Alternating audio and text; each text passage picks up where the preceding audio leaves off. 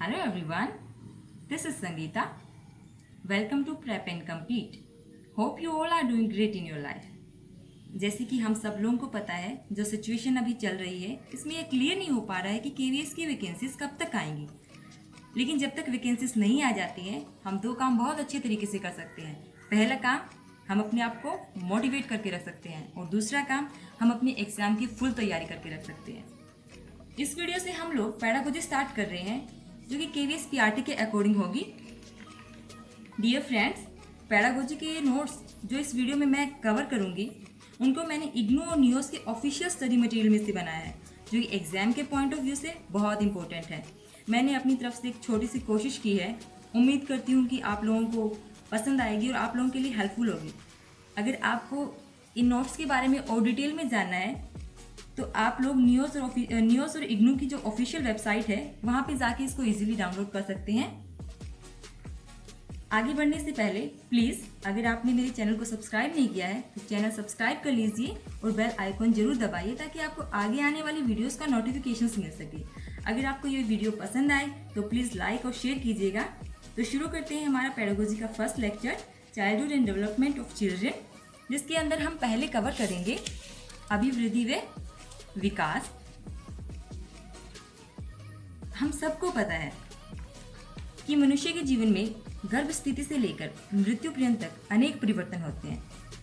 बच्चा जो होता है, जन्म लेने के बाद शैशव काल में आता है, शैशव काल के बाद बाल्यकाल में, फिर किशोर काल में, व सबसे लास्ट में प्रौढ़ावस्था में प्रवेश करता है। सभी अवस्थाओं में जो भी परिवर्तन होता है, जो भी चेंजेस आते हैं, उन सब का जो बेस होता है, उन सब का आधार होता है, वह अभिवृद्धि व विकास ही होता है। टीचिंग के क्षेत्र में अगर टीचर को सफलता प्राप्त करनी है, तो इसके लिए आवश्यक है कि वह बालक के विकास के विषय में पूर्ण ज्ञान प्राप्त कर ले। अध्यापक बालक के सर्वांगीण विकास में उसी समय योगदान प्रदान कर सकता है जब उसको वृद्धि और जो विकास है उसके सिद्धांत, अवस्थाएं और अर्थ के बारे में अच्छी तरह से जानकारी होगी। तो इस ज्ञान के आधार पर ही वह बालक में होने वाले परिवर्तन के अनुसार अपनी जो टीचिंग मेथड्स हैं, शिक्षण प्रणाली है, उनको आराम से विकसित कर पाएगा। अभी हम अभिवृद्धि को देख लेते हैं। अभिवृद्धि क्या है? अभिवृद्धि कोशिकाओं की गुणात्मक वृद्धि ही अभिवृद्धि कहलाती है। जैसे ऊंचाई, भार, चौड़ाई आदि की वृद्धि, हाथ पैर का बढ़ना, बालों का बढ़ना आदि अभिवृद्धि कहलाएगी। जैसे कि कद, वजन आदि में परिवर्तन हो जाता है। उदाहरण के तौर पे देख लेते हैं, राम की ऊंचाई 4 फुट है। राम की ऊंचाई को मापा जा सकता है। तो अभी सामान्यतः व्यक्ति के स्वाभाविक विकास को अभिवृद्धि कहते हैं।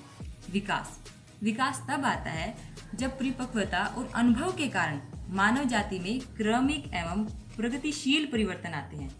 विकास इस प्रकार संपूर्ण अभिवृद्धियों का संगठन है। तो विकास के अंदर अभिवृद्धि आ जाती है। अभिवृद्धि विकास का एक अंश है। तो परिपक्वता का क्या अर्थ है? यहाँ पे परिपक्वता को इंग्लिश में परिपक्वता के लिए मैच्योरिटी शब्द का इस्तेमाल किया जाता है। जिस प्रकार दूसरी सीढ़ी पर पहुंचने के लिए पहली सीढ़ी पर कदम रखना पड़ता है, उसी प्रकार विकास का जो क्रम है, उसमें जो हमारी जो बॉडी के अवयव हैं, उसको नवीन क्रिया को सीखने के लिए हमारी जो बॉडी है वो तैयार करती है। हमारी बॉडी जो है वो तैयार हो जाती है एक टाइम पे। एक क्रिया का अपने आप में पूर्ण होना, जिसके आधार पर कोई हम नई क्रिया सीख सके, उसे मैच्योरिटी बोला गया है। जैसे बालक जो है वो अपनी अंगुलियों पर नियंत्रण करना सीख जाते हैं। ठीक है, अभी हम वृद्धि और विकास में अंतर देख लेते हैं। वृद्धि आकार में बढ़ोतरी, ऊंचाई, भार, लंबाई, जिसमें मात्रात्मक परिवर्तन होता है। मात्रात्मक परिवर्तन का मतलब ये हुआ कि हम उसको माप सकते हैं। जैसे मैंने पहले भी बताया था, राम की ऊंचाई 4 फुट है। राम की ऊंचाई को हम लोग माप सकते हैं। और अभी क्या आएगा? अभी आएगा विकास। जैसे रूप और आकार में परिवर्तन, जो कार्य या चरित्र में गुणात्मक परिवर्तन लाते हैं, विकास कहलाता है। तो इसको हम माप नहीं सकते हैं, हम लोग देख सकते हैं कि हाँ वृद्धि हुई है, और जिसके कारण उसके रूप और आकार में परिवर्तन हो गया है। ठीक है, गुणात्मक परिवर्तन हो गया है, जिसको हम देख सकते हैं लेकिन माप नहीं सकते हैं। वृद्धि का संबंध शारीरिक परिवर्तन से है, और विकास का संबंध शारीरिक परिवर्तन को जोड़ते हुए संपूर्ण परिवर्तन से है। वृद्धि विकास का एक अंश है, और जो विकास है वो परिवर्तनों को संपूर्णता में व्यक्त करता है। वृद्धि परिपक्वता के साथ रुक जाती है। जब मैच्योरिटी आती है तो वहाँ पे अभिवृद्धि रुक जाती है। और विकास की एक मुख्य विशेषता ये है कि ये लगातार चलता रहता है। विकास जीवन के विस्तार तक अनवरत चलता रहता है। शारीरिक परिवर्तन या वृद्धि अवलोकन योग्य और मापन योग्य भी है। अगर हम वृद्धि की बात करते हैं तो हम उसमें जो शारीरिक परिवर्तन हो रहा है और जो भी अभिवृद्धि हो रही है तो हम उसको आंखों से देख सकते हैं और माप सकते हैं। और अगर हम बात करें विकास की तो ये गुणात्मक परिवर्तन है जो कि अवलोकन के योग्य या फिर मापन के योग्य नहीं है। अब हम देख लेते हैं बाल विकास की अवस्थाएं। बाल विकास की अवस्थाएं, पहली प्रसव पूर्व काल, इसको 2 भागों में विभाजित कर दिया गया है। पहला रहेगा भ्रूणावस्था, गर्भधान से 8 सप्ताह तक, फिर गर्भावस्था 8 सप्ताह से जन्म तक। दूसरा शैशव काल, पहला नवजात काल जन्म से 15 दिन की अवधि है और दूसरा शैशव काल 15 दिन से 2 वर्ष की अवधि है। तीसरी बाल विकास की अवस्था है प्रारंभिक बाल्यकाल, 2 वर्ष से लेके 5 या फिर 6 वर्ष तक। इसको प्राग विद्यालय वर्ष भी बोलते हैं कि विद्यालय जाने से पहले की अवस्था। मध्य बाल्यकाल 5 या 6 वर्ष से लेके 12 वर्ष तक, इसको विद्यालय वर्ष बोला गया है क्योंकि 5 या 6 वर्ष से बच्चा स्कूल में जाना आरंभ कर देता है। किशोरावस्था के बाद जो अवस्था आती है उसे प्रौढ़ावस्था बोलते हैं।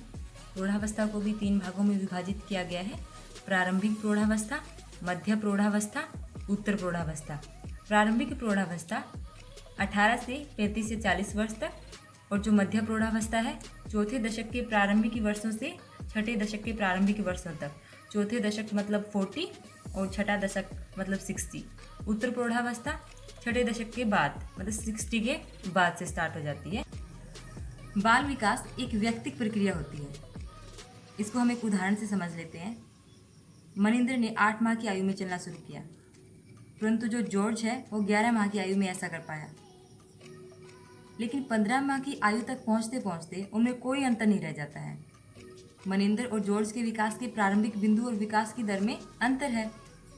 प्रत्येक बच्चा अपने आप में अद्वितीय होता है और अपने तरीके से ही विकसित होता है। अतः विकास एक व्यक्तिक प्रक्रिया है। मनिंदर और जॉर्ज के विकास की आपस में तुलना करना और जॉर्ज को 8 माह की आयु में ही पिछड़ा हुआ घोषित करना सही नहीं है। यह जान लेना आवश्यक है कि शरीर के विभिन्न अंगों की वृद्धि दर अलग अलग होती है। प्रत्येक व्यक्ति अपने ही ढंग से विकसित होता है और बालक और बालिकाओं के विकास की दर में भी अंतर होता है।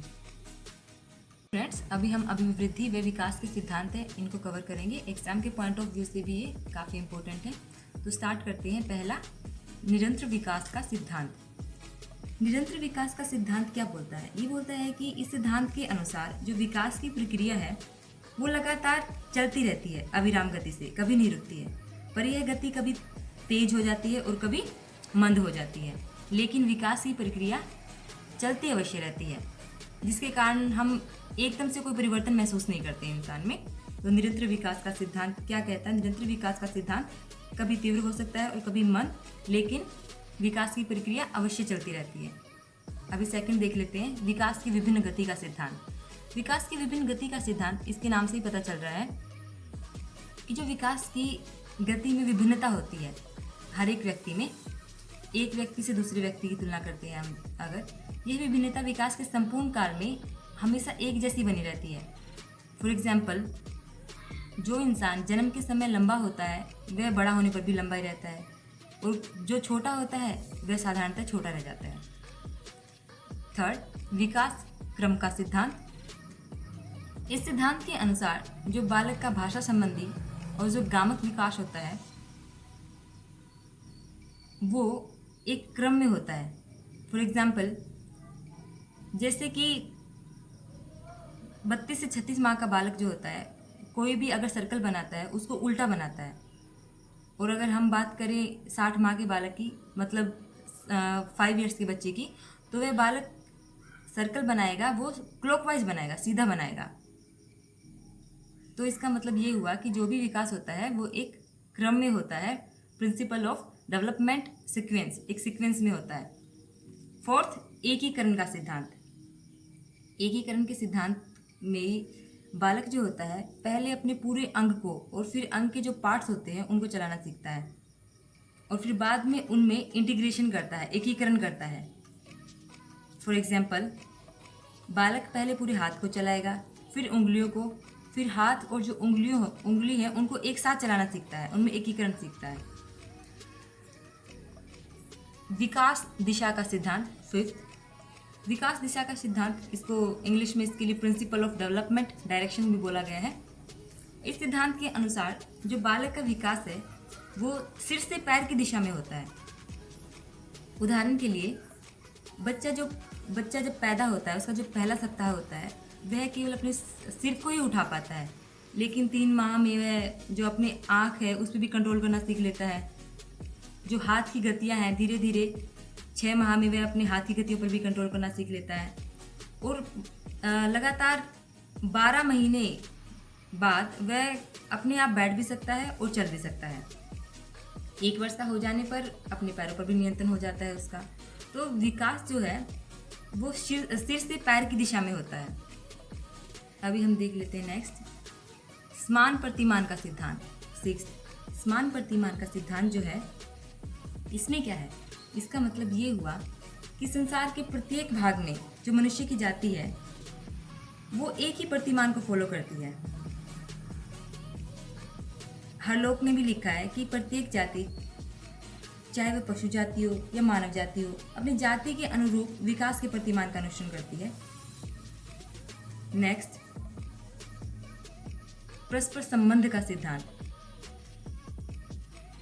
इस सिद्धांत के अनुसार जो बच्चा होता है उसका शारीरिक, मानसिक और जो संवेगात्मक पहलू हैं उनमें आपस में परस्पर संबंध होता है। उदाहरण के लिए देख लेते हैं, जब बालक का शारीरिक विकास होता है तो उसकी रुचियाँ, उसका व्यवहार तथा उसके जो भाषा संबंधी विकास है उनमें भी परिवर्तन आता है साथ साथ, और वो सब अंतर संबंधित होती हैं, एक दूसरे से संबंधित होती है। इसी को परस्पर संबंध का सिद्धांत बोला गया है। नेक्स्ट है व्यक्तिगत विभिन्नताओं का सिद्धांत। व्यक्तिगत विभिन्नताओं का सिद्धांत, इसका मतलब ये हुआ कि चाहे कोई भी बच्चा है, चाहे वो बालक हो चाहे बालिका हो, उसके विकास का अपना स्वयं का स्वरूप होता है। एक ही आयु के 2 बालक या फिर 2 बालिका शारीरिक, मानसिक और सामाजिक रूप से एक दूसरे से विभिन्न होते हैं, उनमें विभिन्नताएं उपस्थित होती हैं। नेक्स्ट है सामान्य व विशिष्ट प्रतिक्रियाओं का सिद्धांत। सामान्य व विशिष्ट प्रतिक्रियाओं के सिद्धांत के अनुसार जो बालक का विकास होता है वो सामान्य प्रतिक्रियाओं से होता है और विशेष प्रतिक्रियाओं की ओर जाता है। जैसे कोई भी बच्चा है, अभी पहले अपने पूरे हाथ को, पूरे शरीर को हिलाता है और उसके बाद किसी विशेष वस्तु की ओर इशारा करता है, तो अपने हाथों को सामान्य रूप से चलाता है और विशेष वस्तु की ओर इशारा करता है, मतलब कि सामान्य से विशिष्ट प्रक्रियाओं का सिद्धांत हो रहा है। लास्ट वाला है वंशानुक्रम में वातावरण की अंत्यक्रिया का सिद्धांत।